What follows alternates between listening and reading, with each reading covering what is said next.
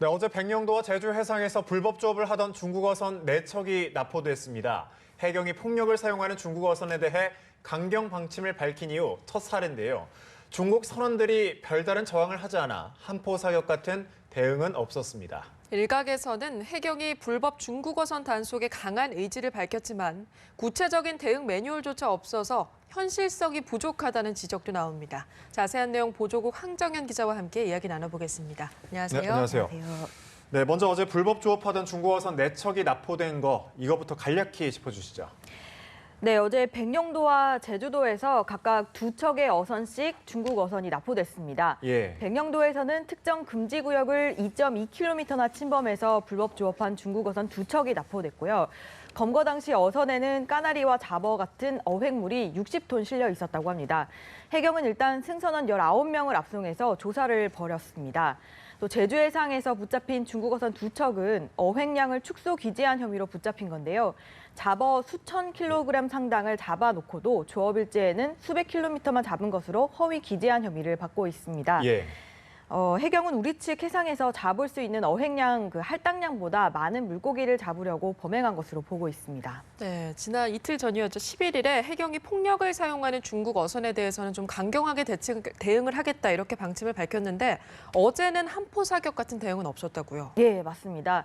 해경은 이들 중국 어선이 별다른 저항을 하지 않아서 한포 사격 같은 강경 대응은 하지 않았다라고 밝혔는데요. 네.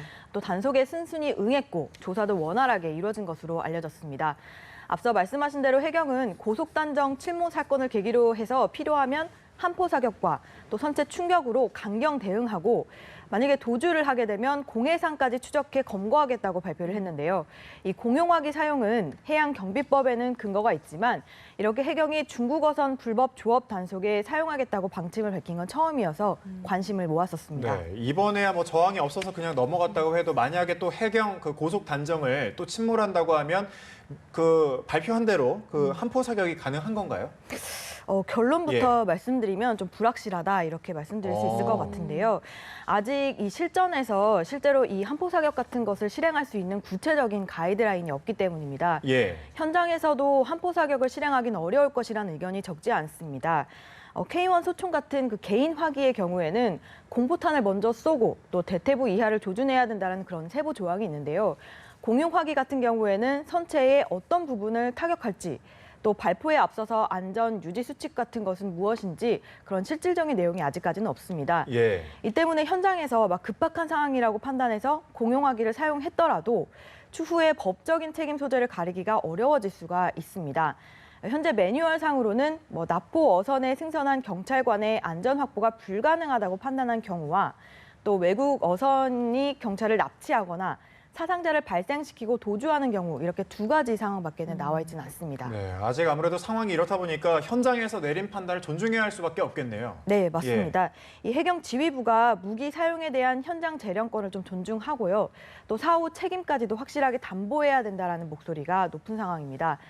사실상 해경은 외교적인 그런 마찰에 대한 우려 때문에 엄정한 법 집행을 주저하는 게 아니냐 이런 지적도 있는데요. 예. 이런 부분을 좀 정책적으로 지원을 해야 무기 사용까지 가능할 것이란 전망입니다. 네, 이번 해경 방침이 가장 피부에 와닿는 분들이 아무래도 서해 5도 어민들일 텐데 어민들의 반응은 어떻습니까?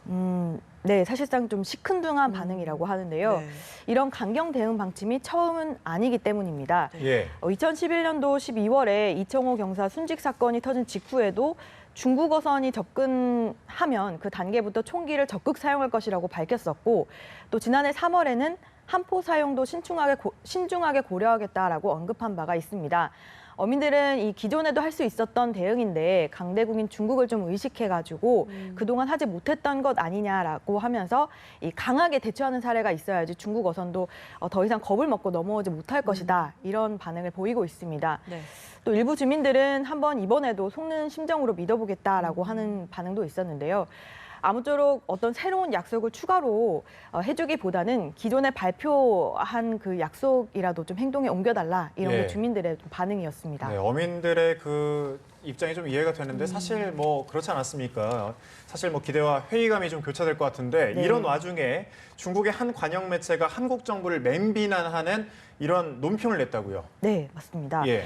중국 관영 황구시보가 어제 한국 정부가 중국 어민에게 한 포를 쏘는 것까지 허락했다라고 하면서 예. 한국 정부가 미쳤나라는 그런 좀 강한 네. 어조의 상당히 사평을 강하네요. 예. 냈습니다.